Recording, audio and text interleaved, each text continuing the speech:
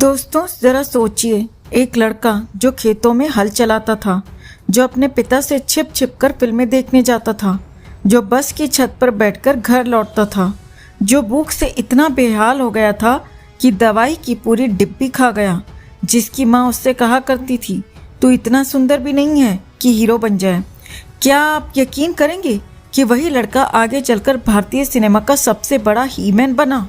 लेकिन ये कहानी सिर्फ एक सुपरस्टार बनने की नहीं है, ये कहानी है बंटवारे का दर्द झेलने वाले एक बच्चे की, एक ऐसे पति की जिसने सपनों और जिम्मेदारियों के बीच खुद को बांट दिया, एक ऐसे संघर्षशील इंसान की जिसने हार मानने का फैसला कर लिया था लेकिन किस्मत ने उसका हाथ पकड़ लिया। और दोस्तों, आज इस वीडियो में आपको धर्मेंद्र जी की जिंदगी के कुछ ऐसे किस्से भी पता चलेंगे जिसके बारे में शायद आपने पहले कभी नहीं सुना होगा।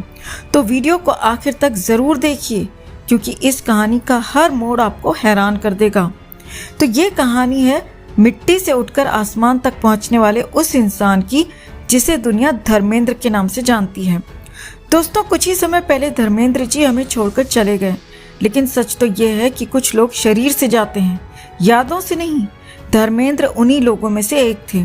आज भी जब उनके खेतों में काम करते हुए वीडियो वायरल होते हैं तो लोग कहते थे कि देखिए, इतना बड़ा सुपरस्टार होकर भी ज़मीन से जुड़ा हुआ इंसान। लेकिन क्या आपको पता है कि ये कोई दिखावा नहीं था। खेत, मिट्टी, पसीना, यही तो उनकी असली पहचान थी। क्योंकि धर्मेंद्र की जड़ें बॉलीवुड की चमक दमक में नहीं बल्कि पंजाब की मिट्टी में थी। बचपन जहाँ से शुरू हुई कहानी। धर्मेंद्र सिंह देओल का जन्म 8 दिसंबर 1945 को पंजाब के लुधियाना जिले के नसराली गांव में हुआ था। उनके पिता केवल किशन सिंह देओल पेशे से शिक्षक थे। उनकी नौकरी के कारण उनका तबादला अलग अलग जगहों पर होता रहता था, लेकिन जब वे शाहनेवाल गांव पहुंचे तो उन्हें ये गांव इतना पसंद आया कि उन्होंने वहीं बसने का फैसला कर लिया। यही शाहनेवाल गांव आगे चलकर धर्मेंद्र की पहचान बन गया। यहीं उनका बचपन बीता, यहीं उनकी जवानी के सपनों ने आकार लिया और यहीं खेतों की मिट्टी ने उनके व्यक्तित्व को गढ़ा। लेकिन बचपन में धर्मेंद्र की सबसे बड़ी परेशानी क्या थी? पढ़ाई। जी हाँ, उनका पढ़ाई में बिल्कुल मन नहीं लगता था। और मुश्किल ये थी कि उनके पिता उसी स्कूल में शिक्षक थे जिसमें धर्मेंद्र पढ़ते थे। ज़रा सोचिए, पूरा स्कूल मस्ती कर रहा हो और आपके पिता हर वक्त आप पर नज़र रखे हुए हैं। धर्मेंद्र अपनी माँ से शिकायत किया करते थे, माँ, पिताजी से कहो कि या तो किसी और स्कूल में पढ़ाएं या फिर मेरा एडमिशन कहीं और करा दें। उन्हें लगता था कि पिता का सारा ध्यान सिर्फ उन्हीं पर रहता है, कहीं दोस्तों के साथ शरारत तो नहीं कर रहे, कहीं पढ़ाई छोड़कर इधर उधर तो नहीं घूम रहे। और उनकी माँ सातवंत कौर बस मुस्कुरा दिया करती थी। लेकिन बचपन ने उन्हें सिर्फ शरारतें नहीं दी, उसने उन्हें जिंदगी का सबसे बड़ा दर्द भी दिया, बंटवारे का दर्द।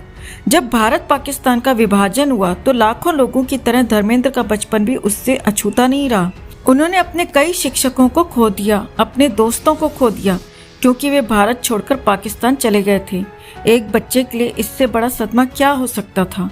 जिनके साथ खेला, जिनसे सीखा, एक दिन अचानक वे हमेशा के लिए बिछड़ गए। शायद यही वजह थी कि धर्मेंद्र के भीतर इंसानियत और रिश्तों की कीमत हमेशा बनी रही। उन्होंने 8वीं तक की पढ़ाई अपने पिता के स्कूल से पूरी की। इसके बाद आगे की पढ़ाई के लिए वे अपनी बुआ के गांव फनवाड़ा चले गए। रामगढ़िया कॉलेज से मैट्रिक यानी हाई स्कूल की पढ़ाई पूरी करने के बाद उन्होंने रेलवे स्टेशन पर क्लर्क की नौकरी शुरू कर दी। लेकिन किस्मत उनके लिए कुछ और लिख चुकी थी, क्योंकि उनके दिल में एक अलग आग जल चुकी थी और उस आग का नाम था सिनेमा। धर्मेंद्र फिल्मों के दीवाने थे, इतने बड़े दीवाने की फिल्म देखने के लिए मीलों दूर निकल जाया करते थे। एक बार वे फगवाड़ा से जालंधर फिल्म देखने गए। वो सिनेमा हॉल उनका पसंदीदा था। क्यों? क्योंकि वहां तक बस मिल जाती थी। लेकिन दिक्कत यह थी कि गांव लौटने वाली आखिरी बस का समय फिल्म खत्म होने से पहले का होता था। मतलब या तो पूरी फिल्म देखो और गांव में फंस जाओ या आधी फिल्म छोड़कर गांव लौट जाओ। उस दिन धर्मेंद्र ने मजबूरी में आधी फिल्म छोड़ी और बस स्टैंड पहुंच गए। लेकिन वहां जाकर पता चला बस लगभग भर चुकी थी। कंडक्टर अब दूसरे गांव की सवारियां बैठा रहा था।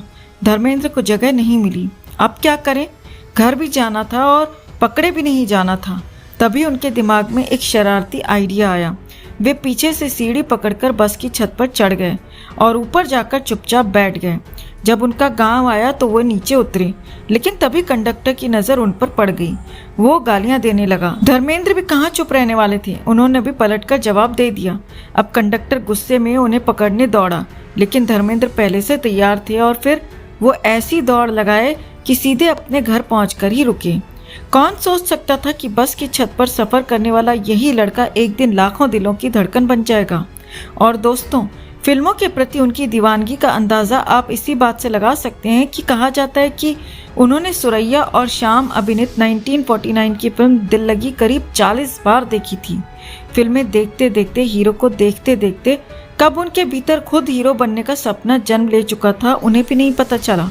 लेकिन जब उन्होंने ये सपना अपनी माँ को बताया तो माँ ने जो जवाब दिया उसे सुनकर शायद आज आपको भी मुस्कान आ जाए। उनकी माँ ने कहा, अगर तेरे पिताजी को पता चल गया कि तू हीरो बनना चाहता है तो बहुत मार पड़ेगी। और फिर हंसते हुए बोली, वैसे भी तू इतना सुंदर भी नहीं है कि हीरो बन जाए। लेकिन शायद माँ को भी नहीं पता था कि उनका यही बेटा एक दिन भारतीय सिनेमा के सबसे खूबसूरत और सबसे लोकप्रिय सितारों में गिना जाएगा। लेकिन अभी असली कहानी शुरू भी नहीं हुई थी, क्योंकि आगे जिम्मेदारियां थी, रेलवे की नौकरी थी, कम उम्र में शादी थी और एक ऐसा सपना था जिसे पूरा करने के लिए उसे पूरी दुनिया से लड़ना था। और दोस्तों, अगले हिस्से में आप जानेंगे कैसे शादीशुदा होने के बावजूद धर्मेंद्र ने हीरो बनने का जोखिम उठाया, कैसे फिल्म फेयर के एक छोटे से विज्ञापन ने उनकी किस्मत बदल दी, कैसे वे मुंबई पहुंचे और कैसे भूख ने उन्हें उस हालत में पहुंचा दिया कि उन्होंने दवाई की पूरी डिब्बी ही खा ली। यकीन मानिए, धर्मेंद्र के संघर्ष की असली कहानी अभी बाकी है। तो अगले पार्ट के लिए कमेंट में पार्ट 2 जरूर लिखें और वीडियो को लाइक और शेयर कर अपना प्यार और सपोर्ट भी जरूर दिखाएं। दोस्तों, कुछ रिश्ते ऐसे होते हैं जो दिखते नहीं, लेकिन सालों तक अंदर ही अंदर दिल में आग बनकर सुलगते रहते हैं। धर्मेंद्र का जाना सिर्फ एक दिग्गज का जाना नहीं था, बल्कि दो ऐसे लोगों का आमना सामना था जो 40 साल से एक दूसरे की तरफ देखना भी पसंद नहीं करते थे।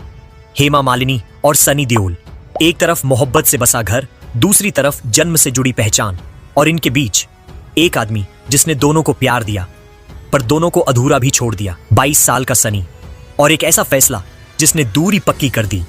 जब धर्मेंद्र ने दूसरी शादी की तब सनी बच्चा नहीं था, 22 साल का हो चुका था। उम्र वो थी जब इंसान सब समझता है और हर बात दिल पर तेजी से लगती है। उस दिन के बाद सनी ने अपने दिल में एक ठंडी कड़वाहट बसाई, मैं उस दुनिया का हिस्सा नहीं बनूंगा। और सच यही है, साथ बैठना, साथ खाना, साथ त्योहार मनाना, ऐसा कुछ हुआ ही नहीं। दोनों की जिंदगियां एक दूसरे के लिए बस मौन बनकर रह गईं। धर्मेंद्र के रहते दोनों खामोश रहे, पर आज टकरा गए। धर्मेंद्र जब तक जिंदा थे वह दोनों दुनिया को अपने अपने कोनों में संभाले रखते थे। एक घर उधर, एक घर इधर, और वह खुद बीच में चुपचाप खड़े रहते थे। धर्मेंद्र की उपस्थिति में सनी और हेमा कभी आमने सामने नहीं आए। एक ही कार्यक्रम में भी हों तो एक दूसरे की तरफ न देखते थे, न कुछ बोलते थे। लेकिन आज धर्मेंद्र की अर्थी उठ चुकी थी, सब चले गए थे और पहली बार 40 साल बाद ये दो लोग एक ही कमरे में आमने सामने खड़े थे। सन्नाटा इतना गहरा था कि सांसों की आवाज भी भारी लग रही थी। वो पहली नजर 40 साल बाद। हेमा ने धीरे से नजर उठाई। सनी वहां खड़े थे, चेहरा पत्थर की तरह सख्त, आंखों में पुरानी जलन। हेमा के गले में आवाज फंस गई। वह कुछ कहना चाहती थी पर शब्द बाहर नहीं आए। सनी ने सिर मोड़ लिया, मानो उनकी तरफ देखना भी उन्हें बोझ जैसा लग रहा हो। कमरे की दीवारें उनके बीच 40 साल की दूरी का बोझ उठा रही थीं। और तभी हेमा की आवाज कांप उठी, सनी, आज धर्म जी नहीं रहे, क्या अब भी हमारी खामोशी हमेशा ऐसे ही चलती रहेगी? सनी ने कोई जवाब नहीं दिया, पर उनका चेहरा पहली बार टूटा सा लगा। पहला कड़वा संवाद जो कभी बोला ही नहीं गया था। सनी ने धीमे भारी स्वर में कहा, हमारे बीच जो दूरी है वह आपने नहीं और मैंने भी नहीं बनाई थी, वह धर्म जी का किया हुआ था। हेमा की आंखें भर आईं। उन्होंने कहा, मैंने कभी नहीं चाहा कि तुम मुझसे नफरत करो। सनी का चेहरा तमतमा गया। नफरत? मुझे आपसे नफरत नहीं थी, बस यह समझ नहीं आया कि हमें दो हिस्सों में क्यों बांटा गया। कमरा जैसे हिल गया। सालों का जहर पहली बार बाहर आया। हेमा ने कांपते हुए कहा, धर्म जी के लिए मैंने बहुत कुछ सहा, तुम सोचते हो मैं खुश थी? सनी चुप हो गए। यह वह सवाल था जो उन्होंने कभी सोचा ही नहीं था। धर्मेंद्र की आखिरी इच्छा जिसने सब बदल दिया। उस रात धर्मेंद्र के कुर्ते की जेब से एक छोटी सी चिट्ठी मिली। उस पर लिखा था, मेरी दोनों दुनियाएं अधूरी थीं, पर मेरी आखिरी इच्छा है कि तुम दोनों एक दूसरे को एक बार मेरी नजर से देखो। मैं चला जाऊं तो तुम दोनों अकेले मत रह जाना। यह पढ़ते ही हेमा की आंखें छलक पड़ी। सनी का चेहरा पहली बार नरम पड़ा। क्या नफरत आज भी चलेगी? दोनों कुछ क्षण चुपचाप खड़े रहे। फिर हेमा ने धीमे से कहा, अगर धर्म जी आज यहां होते तो क्या तुम्हें लगता है वह चाहते कि हम अब भी दूर ही रहें? सनी ने गहरी सांस ली। उनकी आंखों में वह पुरानी ज्वाला थी, पर उसके पीछे कहीं एक टूटन भी झलक रही थी। उन्होंने धीमे से कहा, नफरत अब आगे नहीं बढ़नी चाहिए।